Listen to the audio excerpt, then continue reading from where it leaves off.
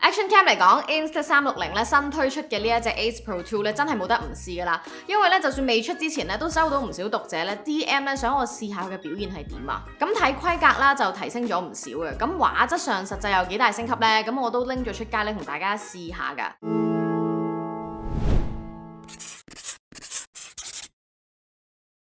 咁講翻規格先啦 ，Ace Pro 2咧係採用咗咧新一代1.1/3寸嘅感光元件，加咗呢個雙 AI 晶片，咁分別咧就係針對翻成像啦，用嚟做降噪同埋一啲圖像嘅處理嘅。咁當然啦，仲有整體嘅性能，而佢亦都加強埋嗰個智能識別啦，同埋相機處理嘅能力嘅。咁呢啲升級咧加埋晒之後，就令到 Ace Pro 2可以影到咧13.5級高動態範圍嘅影片，咁支援4K 60格嘅運動 HDR 啦，同埋咧8K 30格嘅影片嘅。咁而上一代咧最高只係得8K 24格嘅啫，咁其實我自己覺得咧爭少少應該都爭好遠㗎啦，因為咧24格喺電話睇咧應該都會有少少 lag 嘅感覺嘅，咁而30格咧就啱啱好啦。咁 Ace Pro 2啦，亦都有呢個 Leica Summary 嘅鏡頭加持啦，8K 影片嘅解像度咧的確都係好出色嘅，而且咧佢係冇一般運動相機常見嘅假 sharp 啊，咁戶外嗰個光暗平衡咧都做得好好。我哋放大咧睇下啲暗位咧，其實你都見到咧佢係保留咗唔少嘅細節喺入面，而噪點咧亦都係唔明顯嘅。呢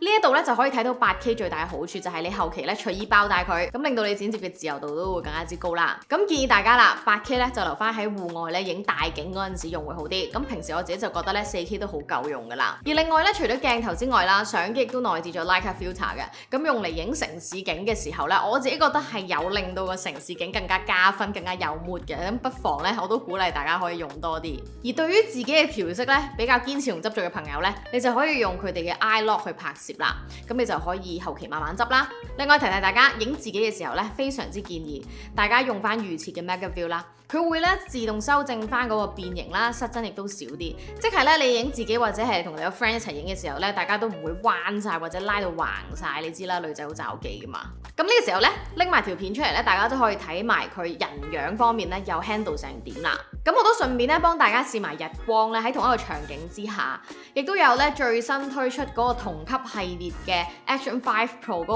畫質喺度啦，大家就可以咧做兩部機咧做個參考啦。咁其實我覺得咧，對於運動相機嚟講咧，日光嘅畫質咧就唔難克服嘅，夜拍咧先係真正嘅考驗啊。Ace Pro 2咧就升級咗，用咗一個 Pure Video Plus， 咁我唔知點解唔叫 Pro 啦吓。咁今次咧最高就支援4K 60格嘅影片嘅，而最明顯嘅係咧畫面嘅亮度咧會更加之高啦，減少翻畫面嗰個死黑位，而高光位咧都唔會話死白過曝咁樣嘅。你亦都會睇到咧影片入面嘅雜訊咧係有明顯降低咗，而且咧亦都有保留咗啲細節喺度嘅。咁當大家咧影16:9 4K 30格嘅時候咧，個相機咧就會自動開嗰個 Pure Video Plus 俾你嘅。咁如果咧大家想有最好嘅夜景畫質啦，就建議大家用4K 30格嘅格式去影啦。咁當然啦，要睇埋呢個夜景咧同佢哋嘅同級對手嘅表現係點啦，大家都可以參考一下。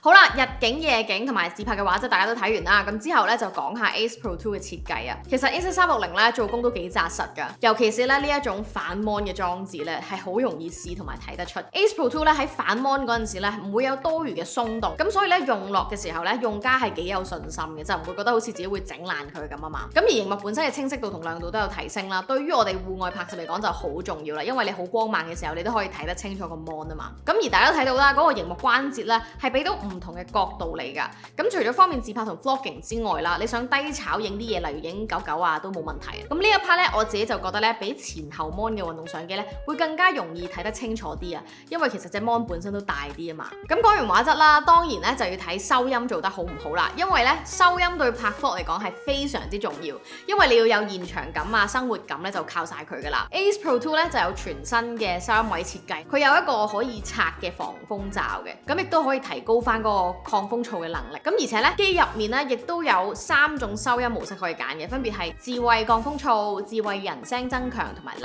體聲。咁咧我就帶咗佢啦去一啲人多車多嘅馬路旁邊啦，同大家試下咧佢呢3種模式咧出到嚟嘅效果有啲咩分別啦。咁我自己就覺得咧智慧降風噪真係幾實用嘅。好啦，講完畫質之後咧，當然要睇下收音做得好唔好啦。因為咧其實收音對拍 vlog 嚟講係非常之重要。你想有現場感啊，有氣氛、有生活感咧，就要靠晒收音噶啦。部機入面咧係可以揀3種嘅收音模式嘅，咁就俾你對應翻唔同嘅情況啦。咁我而家呢一刻咧就喺一個非常之人多車多，對面係油站，上面咧係公路天橋，咁係非常之嘈雜嘅。我自己親身就咁聽。咁而家呢一刻咧係用緊智慧降風噪啦。咁呢一陣間咧我就會轉第2個模式俾大家聽下。好啦，咁而家咧我就將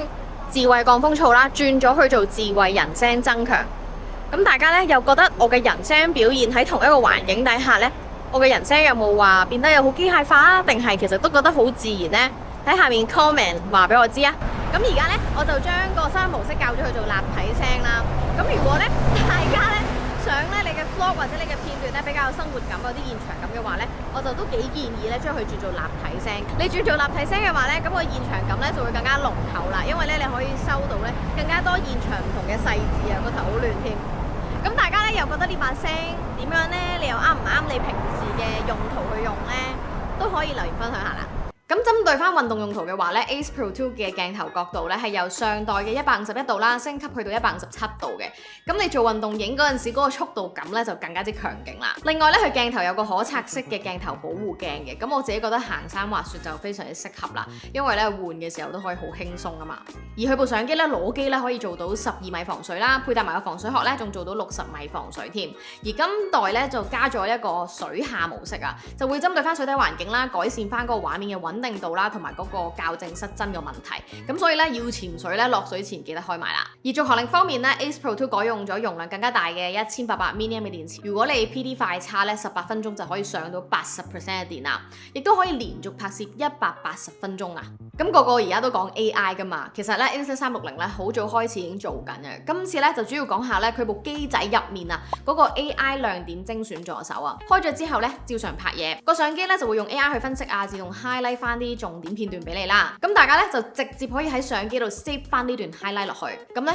你就可以 delete 翻嗰條長片啊，咁你就可以慳翻好多位。而我自己覺得咧成件事最方便嘅就係你唔需要慢慢掄翻你啲片，而且全程亦都唔需要經電話，你就可以得到最精彩嘅畫面啦。咁當然啦，連埋佢隻 app 咧，你就可以做到更加多嘅功能啦。例如咧近年好興嘅又係 AI 特效啦。咁但係我自己就更加中意嗰個可消除自拍杆呢個功能啊。之前咧咪要全景相機先至有嘅，可以幫你做到啲偽航拍出嚟啊嘛。咁而家咧運動相機都做到啦，咁大家影出嚟嘅畫面咧就可以更加之乾淨啊。Insta360 Ace Pro 2呢部機咧雖然冇傳言咁樣用咗1寸 CMOS， 咁不過咧都有雙 AI 晶片咧去幫手改善嗰個畫質。而我實際試用過之後咧，其實夜拍呢一個運動相機嘅傳統弱點啦，今次喺佢身上咧都有大升級嘅，都算係叫做彌補到咧1寸 CMOS 嘅缺失啊。而另外咧頭先我都有講啦，收音都係非常之重要。咁今次嘅升級咧有埋防風罩啦，無論係運動定係 vlogging 嘅用家咧都用得着呢一個升級嘅。